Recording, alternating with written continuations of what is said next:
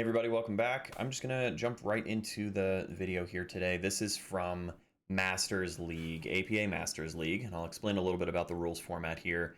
While we're doing the lag, please do drop a subscribe and a like, and all the YouTube things helps out the channel a lot. I just really appreciate everybody being here. Love the commentary videos, and I love talking to people in the comments down below, so feel free to put your thoughts down there. No bad questions, no silly thoughts. We're all just here because we love the game. So happy to have you. So yeah, this is Masters League. I won the lag, not a strong start. You might have noticed from the title of the video, this is going to be all about playing out of a slump.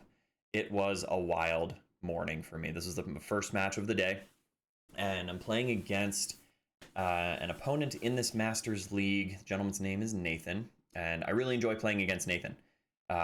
He's sort of a hot or cold player, and today he was hot, and I was coming in a little cold, so it's going to be really interesting here. The idea is how to play out of a slump when you're kind of feeling shaky, you're not on your game. How do you find the lines? How do you get back in stroke? So we'll talk about that more as we go.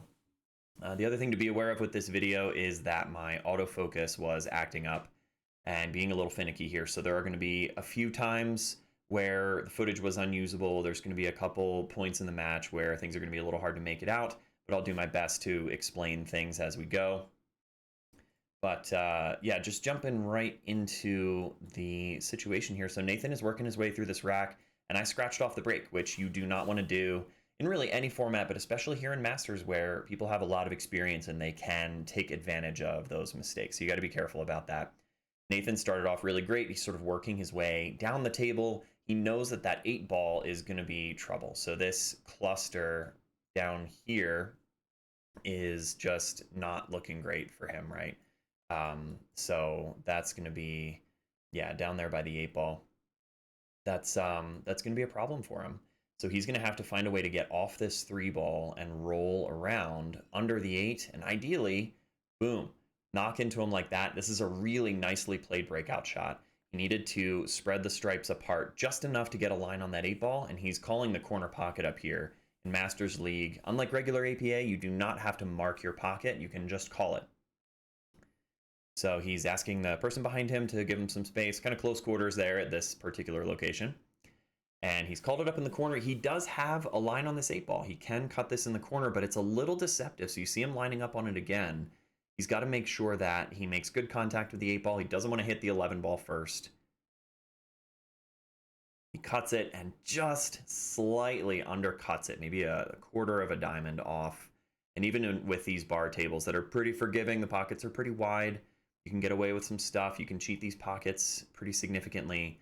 He's not able to pocket that ball, so he does let me get back to the table. As I said, you scratch, you give up ball in hand in this league.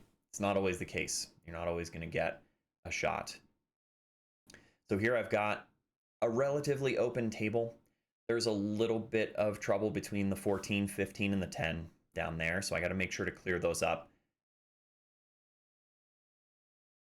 Lining up here on the 12 ball up in the corner, I want to leave it for the 11 in the side across table. Wouldn't be thrilled about shooting off the rail, but I don't want to try to get too much out of the cue ball here and risk missing that shot. Nobody likes shooting off the rail. The idea is keep your cue as level as possible, and don't try to get too much out of it. That's a nice slow roll there. Pretty much pocket speed, which means the ball just has enough energy to get to the pocket. I wanted to leave myself some options here, either cutting the 10 or coming into the 9. I do know, again, that I have to try to clean up that cluster. I don't want to be left with a combination. You don't want to have to shoot a combination shot if you don't have to, especially when the balls are farther apart. It's hard to gauge what's going to happen. I end up going for the 9, and this is part of just kind of coming in feeling a little shaky, not feeling very smooth, not feeling very confident yet. And first match of the day, sometimes you just gotta kind of shoot through that. Problem is, I'm sort of shooting myself into a corner here. So I ended up with the 14 as my only really viable shot. I end up playing into that 10 ball, which is nice, but I didn't push the 10 ball out enough to leave myself a shot on the 10 in the corner. So now basically all I have is either a thin back cut on the 15 to go into that top left corner pocket, which I don't love. It's going to send the cue ball up table here. Hard to know exactly what's going to happen with that. And it's a thin cut, so that is a missable ball, which leaves me either a severe back cut on the 10, again, sending the cue ball wild, or we got to bear down, make this 13, and get shape on the 10. So I have to let my stroke out here, follow through, and get up table enough that I can get a line on the 10. We let up on it a little bit there. And now I'm behind this 15 ball. The 15 does not go past the 10.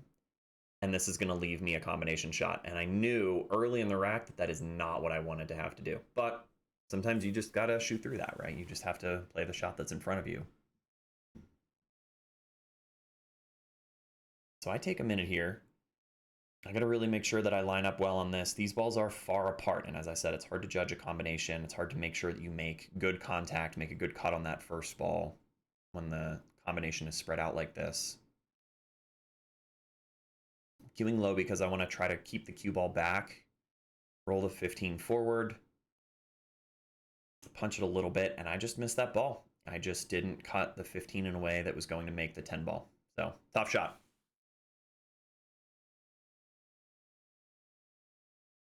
I did get a bit of a roll here, right? The 10 came back around, pushed the cue ball back up table, leaving Nathan in a tough position here to where he doesn't really have a cut shot. He's calling the bank shot back in the side pocket.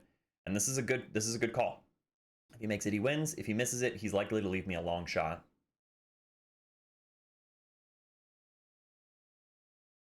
Pretty close. Pretty close again. He almost got me that time. So again, probably within a quarter of a diamond, maybe less than a quarter of a diamond there. The speed was well judged. He leaves me up high on this top rail. I'm not exactly on the rail, but I'm pretty close. Pretty close to the point where the cueing is a little awkward. And the cut on the 15 is really intense. I wouldn't want to take that. I don't always trust these tables. I'm not really used to this one yet. And it was having a tendency to roll off on the bit, bottom right-hand corner, just not exactly level. So I line up a bit on this 10 ball. And I know that if I hit this 10 ball with a good stroke, the cue ball is going to come back over for the 15. I could either slow roll it down and leave it there. I don't like the slow roll in these tables because you can't trust the speed or the level of the table. So in this case, you got to bear down, you got to punch this shot and bounce the cue ball back over.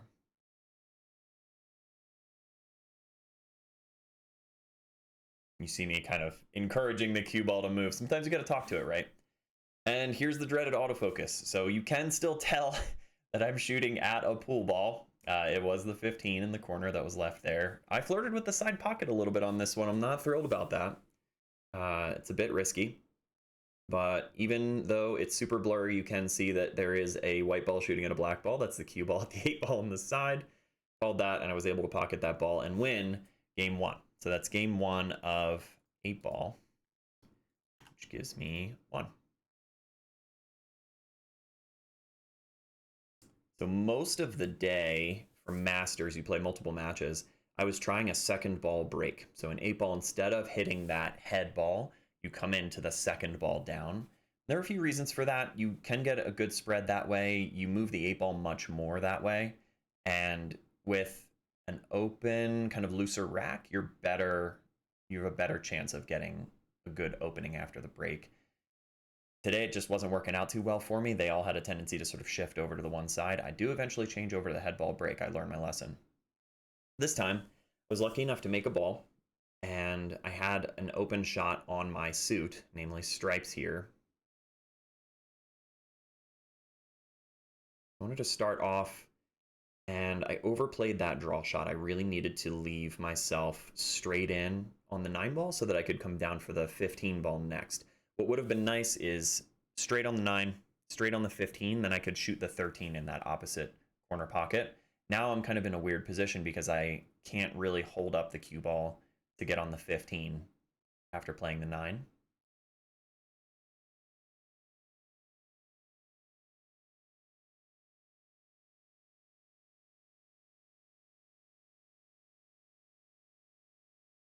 So I really wanted to be kind of straight on the 15 there to leave myself that line on the 13.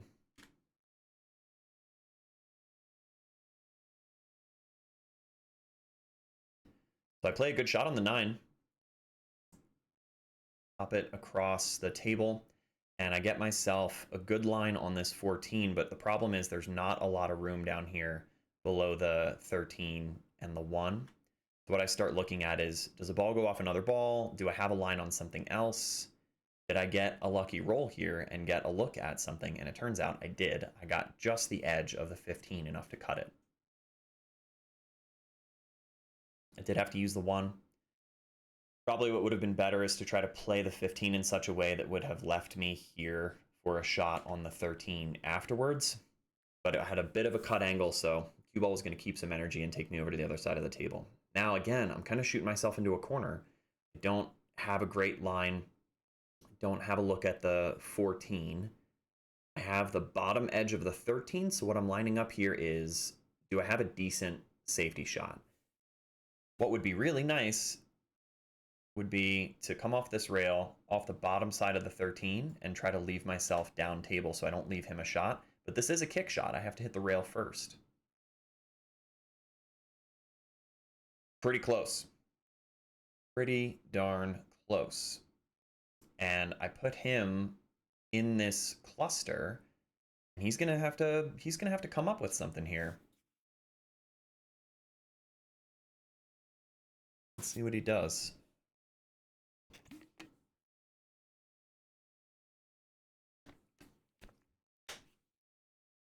Stay hydrated, everybody. So he's lining up on the 7 ball. And the 7 does go in the corner. As you can see, it's going.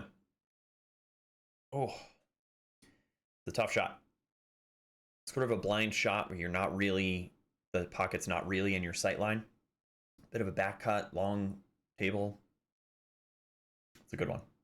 Well played. We're starting to get some options again. So 8 balls in the center of the table. Put that one away. That was his 4 ball. And now he's drawn the ball back down. Do believe he's got a cut on the 5, the 3, or the 1. Those options are opening up. He's basically just got to solve for that 6 ball. It looks like it goes in the side. Opted for the 5, which makes sense. Leaves him on the 2.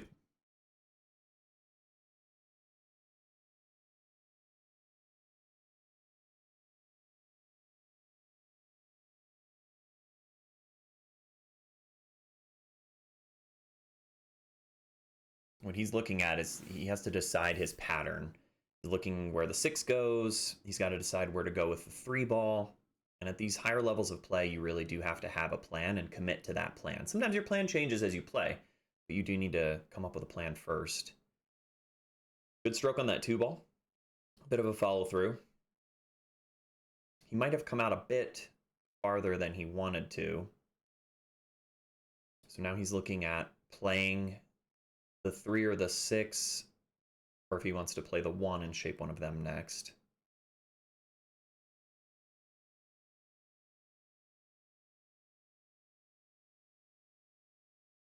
And this can be the tough part too. If your first instinct is to play a certain shot and then you start second guessing yourself, you can spend a lot of mental energy on that. So he did opt for the 1 ball. Came out a bit far again. He would have liked to end up sort of between the 3 and the 6, so somewhere in there. And he ends up just going for this 3 ball. This is nice because it looked like it was his first instinct, and he's just going to fire this in. Maybe it was a safe.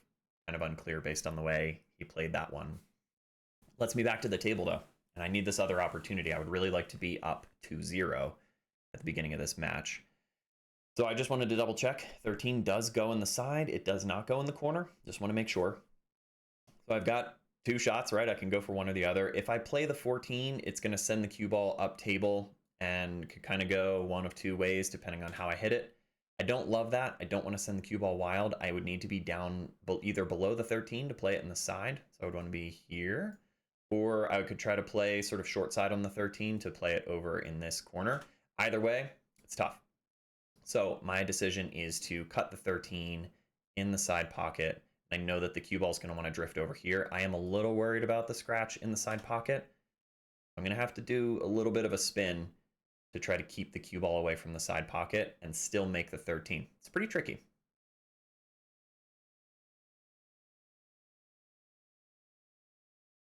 And I missed it. played it into the point.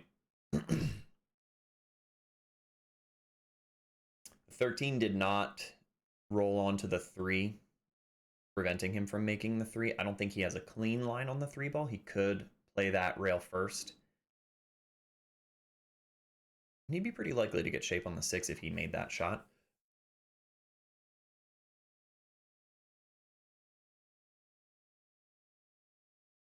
One of those situations where after I missed the 13, I was like, but I got shape. And I was thinking to myself, I got a good line on that 14. It's not always how it works out, though, right? If you miss the shot, cue ball's taking a different path than it would have if you had made it. So he's looking at a cut shot on the 6. The line into that side pocket can take him 2 or 3 rails around for the 3 ball. And it looked like he was lining up for a cut shot on the 6, but that played more like a bank. Not super clear. So here, I get another chance at the table. We're getting a few innings. It's not always the case in the Masters League, but we're going to get a bit of a back and forth in this game. 13 does not go in the corner. Don't have enough room. If this were a true playing level table, I could try to trust my stroke. Very soft stroke. Play the 13 down, just barely missing the 3 ball. Bounce off that bottom rail and leave it in front of the 3 ball as a defense. Sometimes spin can get you that too, but it's tricky to put spin on the cue ball so far away from the object ball and have it still have the intended effect by the time it gets there. It's a tough one. So I'm in a pickle. I'm in a tough position here. Don't have a pocket for the 13. I have to think about defense and try to float the 13 down such that it is left in front of one of his balls. And that was my play, to play the 13 into the 3 in the hopes that they would both sort of bank down and leave a cluster for him at the bottom of the table. He's got a line on the 6 ball, and the 3 will cut as long as you get over onto the proper side of the table here. He's lining up on the 6, and he's going to roll through this. And he put a good stroke on that. Despite some body movement and stuff, he put a good stroke on it. Cue ball rolled through, tracked up that long rail, and rolled out enough to give him a line on this. Focus is a little wonky, but he does successfully cut that 3 ball in the corner. And his speed was perfect. Perfect speed to get him up above that 8 ball. And really, either way, if he had underplayed it, he could have ended up below the 8 ball.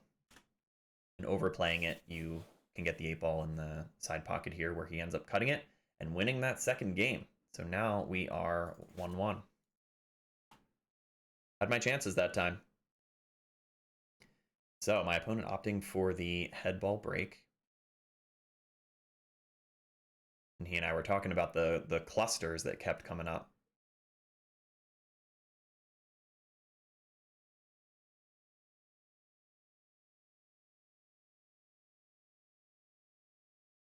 So what I'm looking at here is banking that ball, and I knew that worked out well. I had to bank that ball in the opposite side pocket, and I needed to clear out that cluster of the 14 and the 2 ball. It's a little risky because the cue ball might get buried in there somewhere.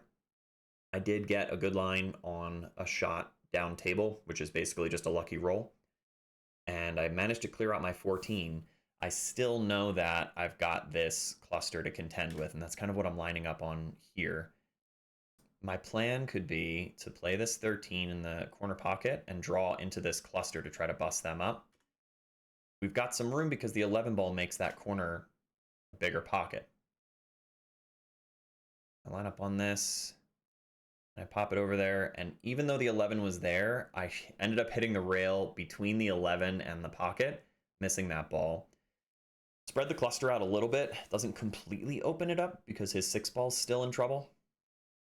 But I did open up the rack a bit more and leave him some options. So from here, he could go 7 in the corner, 1 inside, 3 in the corner. He knows he's got to fix that 6 ball, and that's what he's looking at here.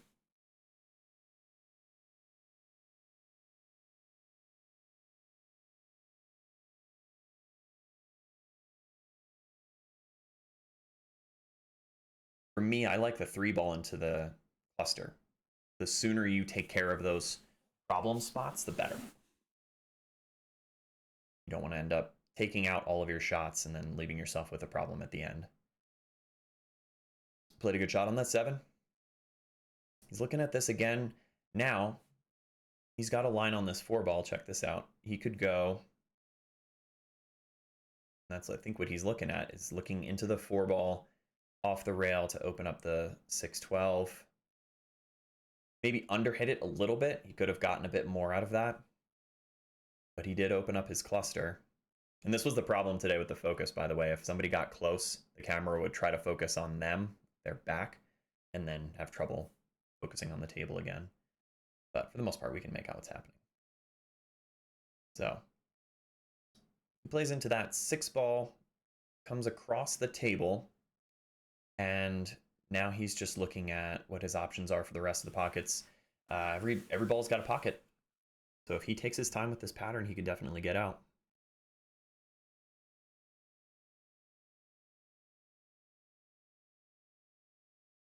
Not sure if the 5 goes in the corner here past the 11 ball, taking advantage of the big pockets, but it's lining up on this 1 ball on the side. And he played it clean. He didn't need to use the 15 to make that. Floating back down, now he's got the 5 or the 3. He's opting for the 5. He's got to punch back across table to get on either of the other 2. Maybe underhit that one again, but he's still got a line on the 3. He could cut the 2. The 2 definitely goes. And with either ball, if you make the 3 or you make the 2, you are pretty much guaranteed shape on the opposite. Like this. Nicely done. Now, here's the key shot, right? So key ball ended up being the 2 ball. That key ball is the last ball before the final ball on the table for the money ball. And he's close to dead straight on the 2 ball. So he's got to hit a good draw stroke on this 2 ball and pull back for the 8 ball. And he's looking at, I think he was looking at getting down below the 8 ball. So maybe getting the cue ball down below it to play it up table. You just got to hit a good draw stroke here. And he got good draw action.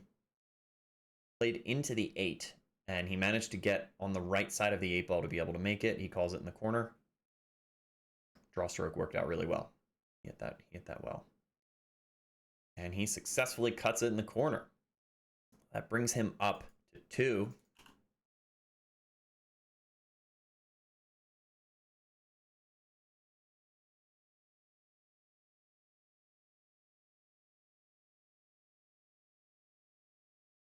So in Masters League, you typically play a combination of 8 ball and 9 ball.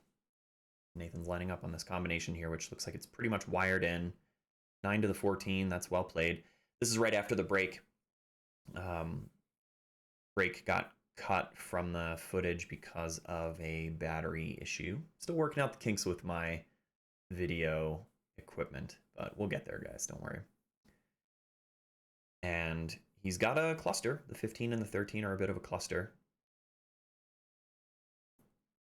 In Masters, you play 8 ball and 9 ball. You can play up to 8 games of 9 ball. It's a race to 7, so if you start with 9 ball, you could play all of your games in 9 ball. And then it's up to 5 games of 8 ball. It usually ends up being a combination of the 2. And he's lining up pretty well here. He's pretty straight in on this 9 ball. He's going to have to find a good line on the 15. 15 might go on the side, so if he draws back down, he doesn't have a lot of angle to work with off the 9 ball, but if he got below the 15, could go on the side. And that's what he's trying to figure out now, is how do we get back around?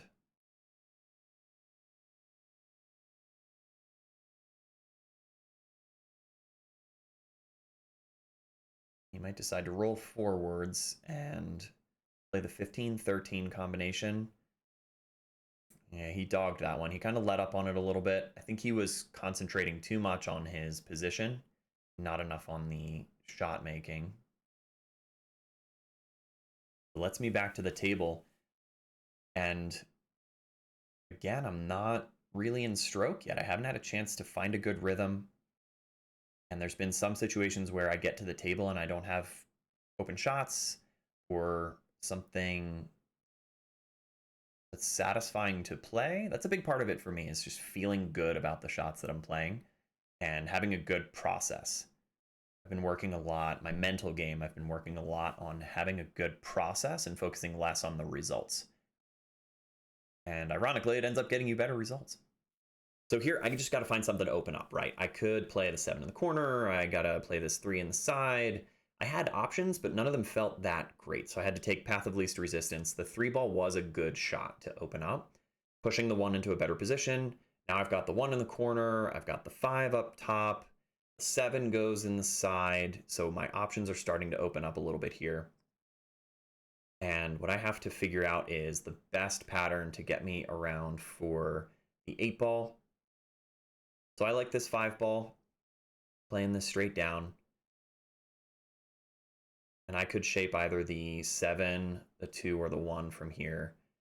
And I wanted to draw back just slightly to come down below the 7, because my 2 ball, I kind of have to figure it out. It is blocked by this 9 ball. So for the 2 ball to go, I either need to get down here to play it in this corner, or I need to get on this side of it to play it over here.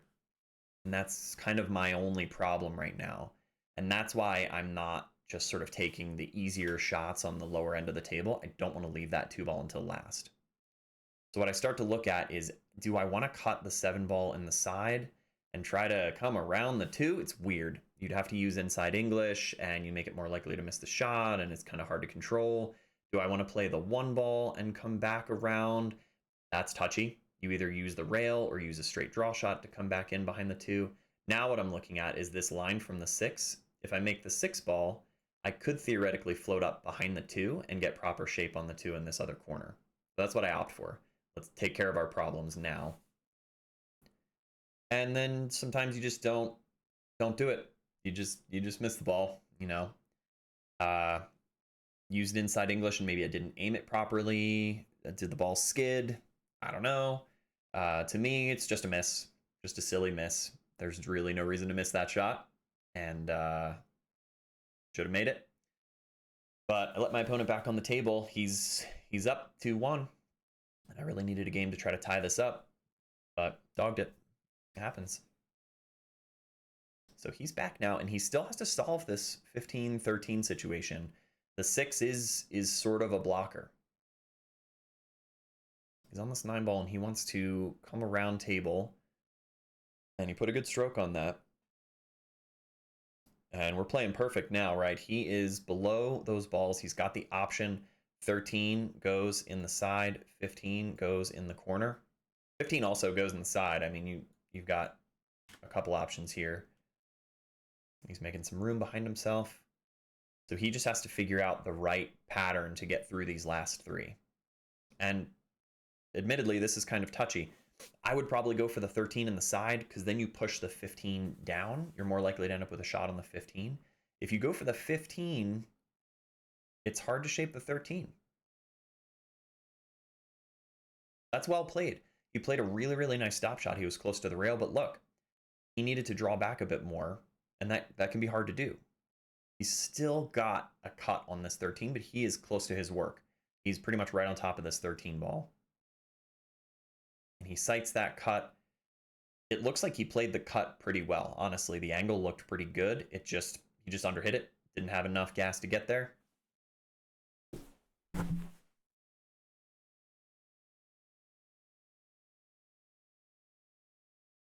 I'm back at the table. Got another chance. We gotta cinch this one, guys. We gotta finish this game. Get it tied up, get some points on the string. Didn't have any great opening shots, really, so I'm just taking this 6 ball. And I punched it over to the rail, probably for no good reason. 4 balls left before the 8. I got to think about what my key ball is going to be. The reason I'm not taking the 1 ball to float back around escapes me right now. It might have just been wanting to let my stroke out a little bit, play that 7 ball up in the corner. Looking at it now, it doesn't seem like the best decision, but I'm just trying to get into a rhythm, trying to find my stroke. cut across for this 2 ball, and we decide to miss that because, we don't need to make balls to win. Silly. Silly. Not sure that was the best decision there. Sometimes you do want to sort of clear out one whole half of the table and work your way down. Not really sure about that. I think the 2 ball could have been a good ball to get up above the 8, right? So if I had made the 2 ball and come back above the 8 ball here, you shape it down in the corner. These are fine to shape the 8 ball because it comes up here, but we'll see. So he's looking at cutting this 13 pretty thin. He played it well. He overcut it just a little bit. It ended up running into my 1 ball. Now there's a little bit of a cluster down there that I have to deal with. This is an interesting situation. Do you play offense? Do you go for the 2 ball and try to come back around and hit into the cluster? What I immediately go for instead is a defense. He's got 1 ball left on the table. I have my balls right on the other side of it. So let me just hide him behind mine. I push mine into a better position. If I get ball in hand, now I make the 4 ball, break out my 1 ball cluster, and I know that I've got my 2 ball as a backup. This felt pretty good. This felt like I was starting to find my rhythm, to find my game a little bit. Sometimes you just have to make some good decisions and get rewarded for it. And his 13 is all but locked up. There's a tiny bit of space on this side of the 1 ball. And that's what he's looking at right now, is a kick shot to come down and behind the 1. It's tough, really thin. There's certainly room here, but look, I mean, that's a long kick shot between the 1 and the 4, and you get just a sliver of that 13. That's what he's looking at here. Do I want to kick that way? I don't really want to do that, he says. He gets back up. It's just so thin. Even if you come rail first, that's him measuring kind of the amount of space between the 1 and the rail. And he decides that there's more room that way than trying to go long table and kick into it. He's going to go into the long rail, back around, does make contact with the 1 first. So bad hit, gives up ball in hand. And it doesn't make the cluster so bad that I can't get my 1 ball out of there. So what I have to figure out is, how do I come into the 4 ball such that we bust up the cluster with the 1 and the 13? I know that no matter what, my 2 ball is always going to be up here as backup, and could be my key ball to get me back around to the 8, but I have to solve this cluster first. And this is pretty routine. You can play this with a high ball, you can play this with a little bit of inside, you can spin it. So inside in this case is towards the pocket. Inside English is always towards the pocket where you're cutting. So left-hand English in this case spins us down and into the 1 ball. You just need to make sure you hit it well enough that it breaks up the 1 so that the 1 has a pocket.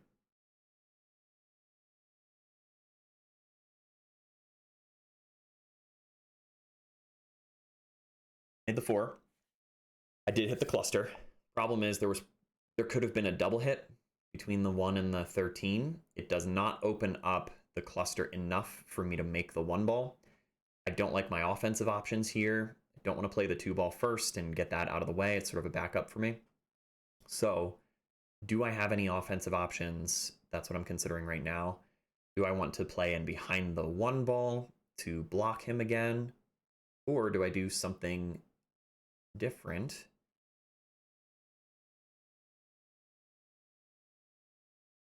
And pocket the 13 with my ball, and then leave him hooked behind the 1 ball so that he doesn't have a look at the 8.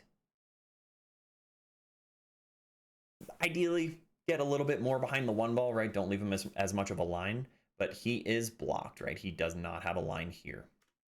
So he pretty quickly just decides to try to tie up the 8, which is a good decision. Very good decision on his part. He was going to try to put the 1 ball on top of the 8 so that even if he gives up ball in hand, it's going to be really hard for me to run these out. And I mean, especially the way that I was playing that morning, run out confidence for me was kind of low, especially playing a cluster across most of the table. But unfortunately, his defense did not work out. And I play that 1 ball, get it out of the way of the 8 ball. I knew that my 2 ball was here as the backup. I have to figure out a good way to get a line from the 2 ball to the 8. There's a few ways you can play this. It's a hanger, right? The 2 ball is in the pocket, but it makes it kind of tough to judge. So a lot of times what we'll opt for is to play rail first. And that way you are creating a bit of an angle that's not really there and bringing yourself back across table. Could have gotten a bit more out of this. Could have made my shot on the 8 ball a little easier, just my life a little easier, but confidence was low, and so I was just trying to take what I could get, and we slide that 8 ball in for the win. So at the end of 8 ball, we're missing one game. At the end of 8 ball, I had won one more, so I have 2, and he had 3. So this is going into 9 ball. I'm still down one game.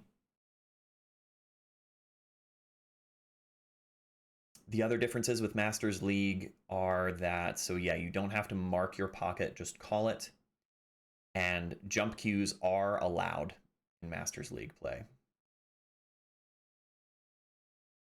Opening with 9 ball, not really finding my break. So I break, spread them out, and did not make a ball. He gets to the table. He had a good way to get a line from the 1 to the 2. He's now behind the 2, and he can look at a defensive shot. Pretty sure that's what he was trying there, is to get the 2 ball down table and leave the 1 behind the 5, but maybe overplayed it a little bit that time. And now, usually I like these shots. This is a long straight-in shot, and it can feel really good to just let your stroke out, to hit a good straight shot, part of the pocket. That's a confidence builder. And from the 2 ball, you could just kind of connect the dots, right? 3 up to the 4 to the 5. So I need to just hit a good shot on this 2, and I jaw it. I'm still not there, so I ended up making contact over here somewhere, kind of bobbles it a little bit. And even on these bar tables, even on these valley tables, it didn't want to accept that one. I'm glad it didn't accept that one. I don't want to be getting away with stuff like that. I don't need to be getting away with stuff like that. I can certainly play that shot much cleaner. So I let him back on the table here. He's got a shot on the 2 ball, plays a beautiful cut shot into the side pocket, leaves himself perfect shape on the 3. He's not straight in. He can float back up for the 4. Nathan, like a champ, just decides to play ambidextrous, because why wouldn't you? And he hits a draw shot. Overplays that one a little bit, but, you know, offhand, so it's kind of hard to judge. But he doesn't care. He's on the other side of the 4 ball. He's just going to cut that in. He doesn't care where they are. He's just going to shoot them. 4 ball goes in, and couldn't see it because he was in the way, but he's on this 5. Nice little kind of chip draw shot there, brings himself over for the 6. You can see he's starting to sort of get into a rhythm, and I am not. And that's never a good sign. He's on this 6, and oh man, he just dogs it. Probably trying to get too much out of the cue ball, trying to get over, a little too distracted with the position and not enough on the making of the shot. Wanted to float over for that 7 ball. And he leaves me long on the 6.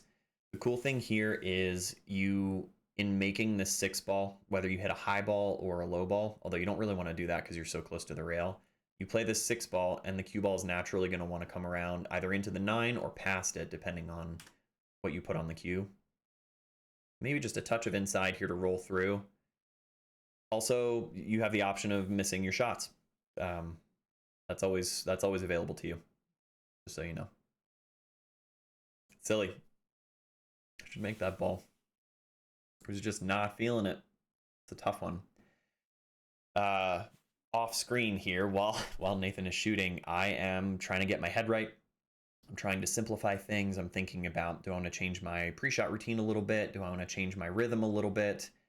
Do I want to time things a little differently? What can I do to get back in stroke? And it's interesting because it wasn't really nerves. I wasn't feeling shaky or nervous or anxious or fearful or anything like that.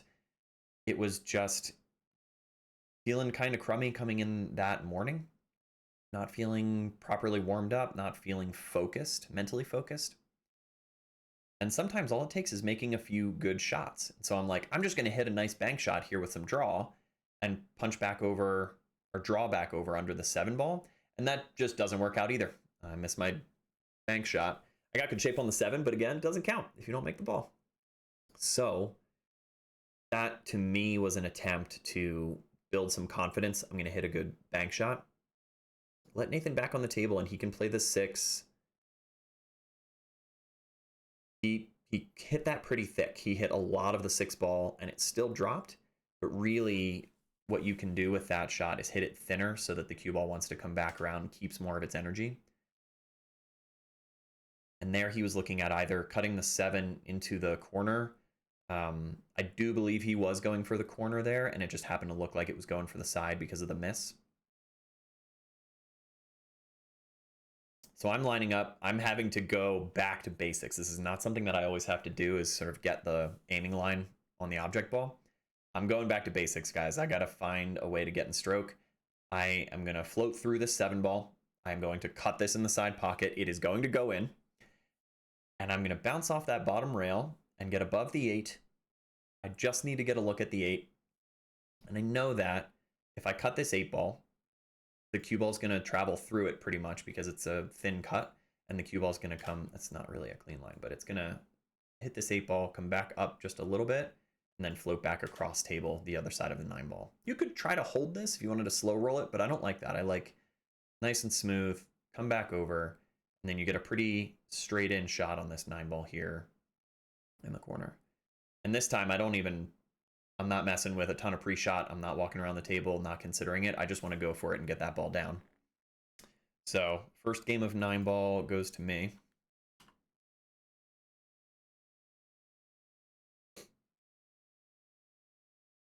I do make a ball this time, but I don't have a great look at the 1 ball. I can see just a piece of it.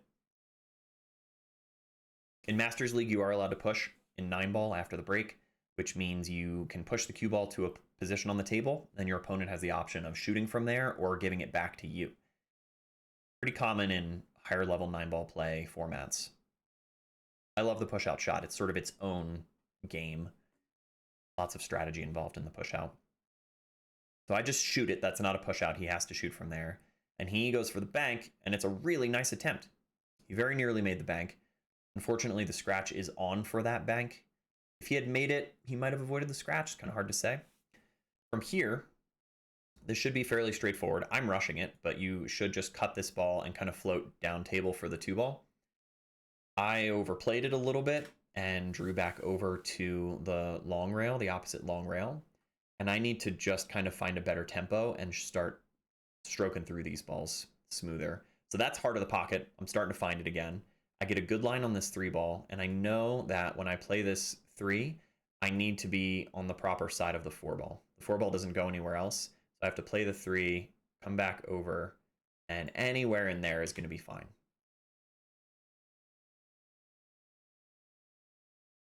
So nice and smooth, play through that ball, get up above the 4. That worked out. That's starting to feel good. That is a shot that feels good. I end up pretty straight on the 4, which is touchy, because I don't have a line to travel around. I can't really use the lower short rail. I don't really want to come through. Side pocket comes into play. You can come out too far, not really get there. So I opt for a draw shot to sort of screw back, pull off the long rail where I am. I get good action on that. Maybe too good, because I get close to the side pocket or the corner pocket there. It almost scratch. It's amazing that it didn't scratch. Probably should have. And that's what I'm looking at right now, is like, why didn't I play into here? Why didn't I overplay it and come into the upper short rail? That would have been fine. I'm still okay. I still have a look at the 5, and I know that when I cut the 5 in, the cue ball's going to float up above the 6, pretty much guaranteeing me shape. And as long as you make that 5 ball properly, the side pocket doesn't come into play. Got my cut on the 6. You just need to know your angles here and know how to come around for the 7 ball. Come up above the 9. You could come below the 9 if you wanted to, but I like this line a little better. And I just have to punch through the 7, and the cue ball is going to travel across table. And that shot feels good to me. I'm telling myself, okay, I've got my stroke. I didn't leave it at home today. I can play. And you just got to make this 9 ball. It's frozen on the rail. You can play this with some inside, kind of spin it down. You could play a straight draw on this shot. Not the cleanest out, I have to say, but I got that one down. Moving to the next rack of 9 ball. Again, I think there was a battery or memory card issue or something like that. So part of this rack's missing. But we come into some blurry pool action here. And you can still tell what's going on. So apologies for the blur, but this is connect the dots. You play this 7 ball. you get anywhere down below the 8 ball, and you know that you can either draw straight back for the 9, or you can play through the 8 and come around for the 9 this way. You can play around this way. There's lots of ways to get to the 9 ball from the 8 ball. If you practice that shot, you know how to do it.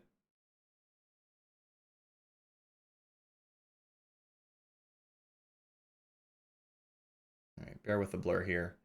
And this should be really straightforward. You just line up on this 8 ball and stroke through it and come back around table. You also, as always, have the option of just missing a shot for no good reason. Unfortunate. I was pretty disappointed about that when I stayed at the table for an extra second just to feel it. You got to feel that one. Really crummy. You don't need to be giving away that game. This might have been off the break too. I don't remember if I was getting ready to have a break and run. Maybe got ahead of myself a little bit. He makes an excellent cut shot on the 8 ball, and he comes around perfectly, just like you're supposed to. He's got a cut shot on the 9. He's got to stretch a little bit, but he's fine.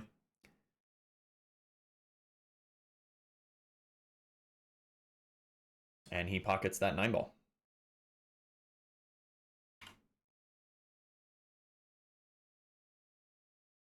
He scratches on the break this time, and again, I come to the table thinking this has got to be it.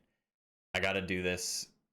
Got to work out my way. I've got ball in hand. I can make this happen. Do this all the time in practice. It's an interesting thing, right? The things you execute in practice, they don't feel the same way when you're in competition. So coming into 9 ball, I won the first 2. Let's see. We were 2-3 coming out of 8 ball.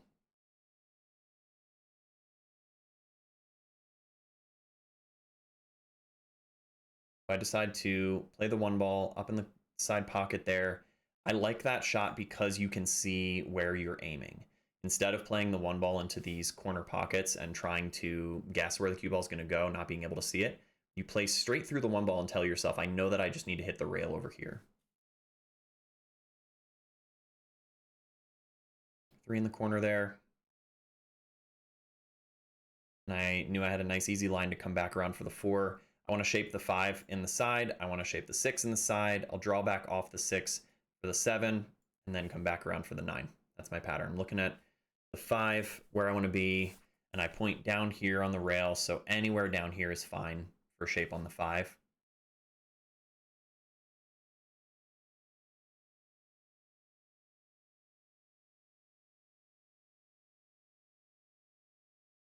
And even that's fine. I got a bit too much of an angle out of it, overplayed it just slightly, but we're still okay. And I come back just to double check my line on the 6. I could get below the 6 a little bit to have the cue ball come over, or I can get straight on the 6 to draw it back. Either way works. You just got to make this 5 ball. Or don't. Ay. That's a very makeable shot. Didn't miss it by that much, I have to say. That's just kind of caught the point on that one. Maybe it was working a little too hard to get great shape. Nathan's got a bit of a tough decision here, though. Does he want to try to bank the 5? Does he want to try to play safe, leave me long on the 5, or leave me behind something? Let's see what he does. He just decides to go for an unbelievable master stroke, back cut into the corner, and very nearly makes it. Really fantastic attempt. And he could have shaped the 6 off that. If the 5 had gone, he was pretty likely to end up under the 6 in good position to get on the 7 too. So I don't have a clean line on the 5. And I have to look at coming into the long rail and around for the 5, which is going to send the cue ball back over this way. Pretty straightforward. 5's a hanger. You just need to make sure the cue ball's got enough to get back around for the 6. And that works. You could end up down here for the 6 in the corner. You can overplay it for the 6 in the side. Either way is going to be fine. You're pretty likely to get in good position for the 6 to the 7. I get in decently straight on the 6, a little bit of an angle. So I pop this in low left on that one, draw back, and then the left-hand spin comes off that rail. The opposite direction brings you over to the right towards the 7 ball. Camera gets a little funky here, but basically you could come straight back for the 9, or you could play through. I decide to come straight down table, and I underhit that ball pretty dramatically by about half the table. I had plenty of room. I could have let my stroke out a little bit more on that. Anywhere down here would be really comfortable. This is a pretty aggressive cut shot. Still makeable, right? You can definitely still make this ball. You just got to bear down, edge to edge, aim this properly. And I hang that one, lay that one up. I'm shaking my head. I'm still not feeling it. I haven't found the stroke. I haven't found the confidence. I didn't leave it right in the jaws of the pocket, but most anybody can walk up and hit this shot in. And Nathan, with the way he's been playing, he's going to make that ball. There he goes.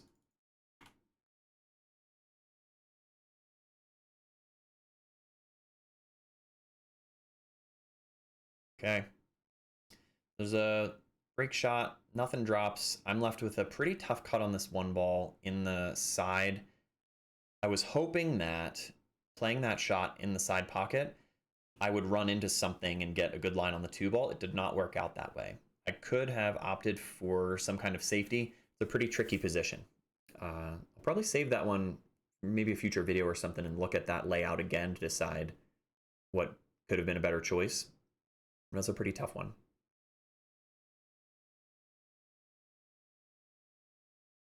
So now I'm in a tough position. It's hard to tell from the blur, but I'm down there between the 9 and the 4 over here. And this is the 3 ball. This is the 2 ball. I have to try to get around the 9, and I wanted to just graze the 2 ball, but I missed it. And so I end up giving up ball in hand. Oh, blur might cooperate here. He plays the 2 ball. I was worried that he was going to leave himself a combination on the 3-9, which reminds me, because we were missing a game, he is on the hill at this point. That last game was the difference between 6-4 and 5-5.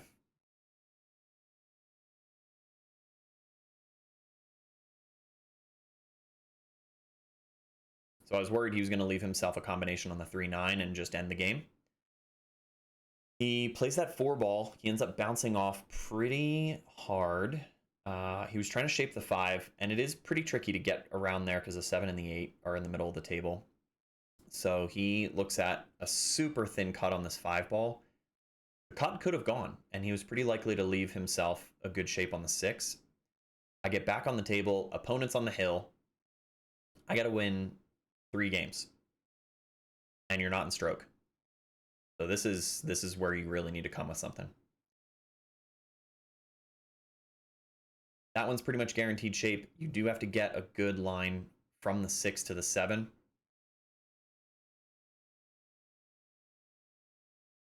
Autofocus just decides to lose its mind randomly here, even though nobody got in the way.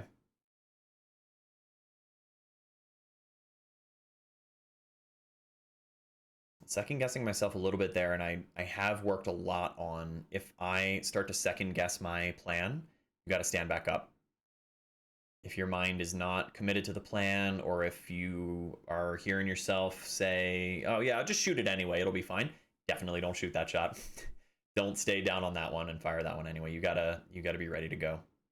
So despite the blur, you can see I pulled back for the 7 in the corner. You have to make a nice smooth shot, come through this ball, off the side rail, and back over for the 8. You don't want to pull back too far. Really, you want to be anywhere in here for the 8 ball so that you have a good line to come back for the 9. If you come over here, that's fine. You can play that shot too. But I play a nice cut shot on that 7, and I get reasonably straight on the 8. This could work out. And I know how to shoot this shot. You just got to trust your draw stroke. You don't want to overplay it. You don't want to get too low. But anywhere up table would have been fine. Anywhere up here, absolutely anywhere, would have been completely fine. I'm not thrilled with this result because I basically leave myself on the bottom rail. Got maybe half a ball away from the bottom rail. We're still okay. And I just have to keep myself calm and not get too puffed up about the fact that I didn't get perfect shape. It's fine. You can cut that 9 ball and you can win a game. Now, we're still in this match. 5-6, opponent's on the hill. We're breaking a 9 ball, and It's impossible to see because not only the blur, but I stood up at the moment the 9 ball went in, but it was a 9 ball in the break, which is an instant win. And so just like that, we go from 4-6 to 6-6. Hill, hill, final game of 9 ball. It's all down to this. And in that last game, I'm starting to finally feel like I'm finding my stroke. And that's what it takes to play through the slump. You got to trust your fundamentals. Sometimes you have to change things up a little bit, find a different rhythm, play at a different speed. So I get down on that 1 ball, and my plan was to leave him behind the 4. It was sort of a weird line. I wasn't straight enough on the 1 to leave him behind the 4. So I didn't really get safe. He has the line on this 1. He can cut this in the corner, which he tries. He made it. The autofocus is absolutely losing its mind at this point, so we're just going to have to do our best here. So he's on the 2 ball. He opts for a safe, which is a good choice. He's got blockers here. If he had put the cue ball anywhere back here, he would have been perfectly safe. He does leave me a look at this 2 ball. So I don't like offense here. There's really no reason to try to make this ball. Best play is to hit the 2 ball, bring the cue ball back over into this position, and leave the 2 ball down table. Again, use this wall of balls as blockers. And that's good speed. 2 ball ends up almost perfectly in line with the cue ball. He's very far away from the 2. This is a difficult kick.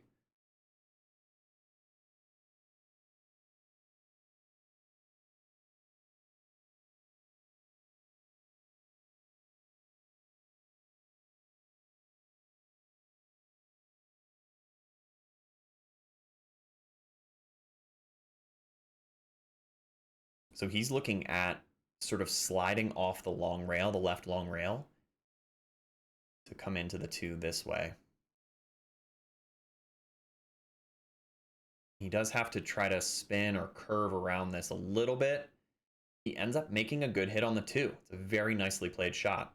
And he leaves me under the 2. And I can consider a defense here again. I can try to come off the 2 and leave him behind something, but it's tough from this position. The cue ball is basically on the rail down here.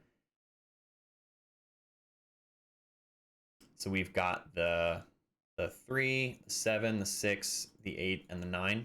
Just based on the blur, it's hard to tell. I know that I need to float down for the 3. I opt for offense here.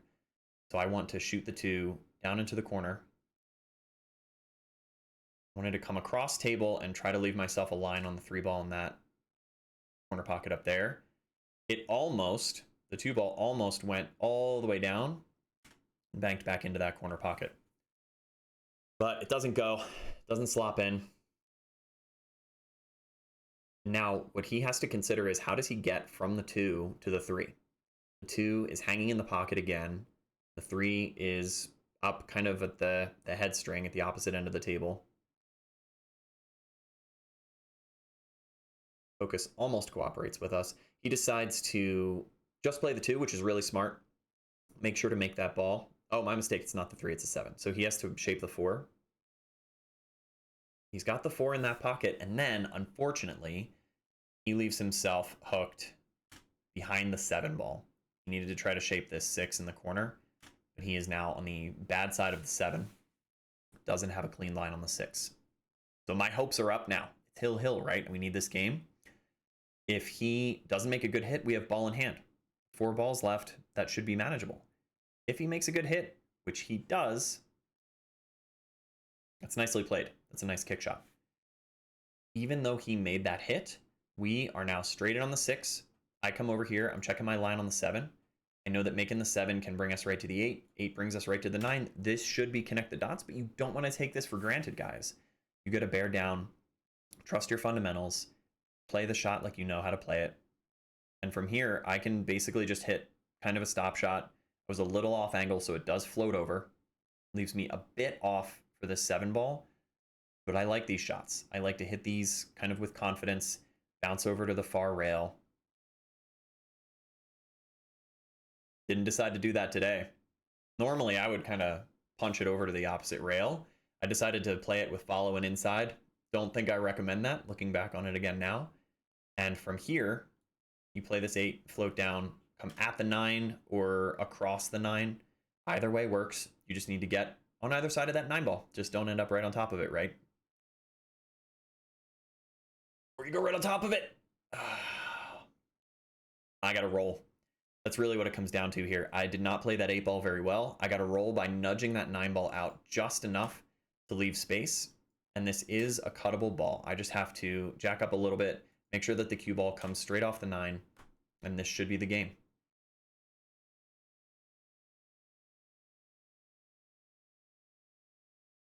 And that's it. That's game there.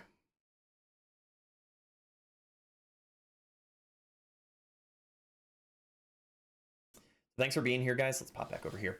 Thanks for checking us out. I know this was a bit on the longer side. The Masters matches are longer matches. They can take a while. I'm still working out my camera setup, so I appreciate your patience with that. But I do love hanging out with you guys here, talking about things in the comments, and just doing these commentary videos in general. So I hope you continue to come check us out. Again, remember to put a like on the video and subscribe. Helps out the channel a lot, helps us grow.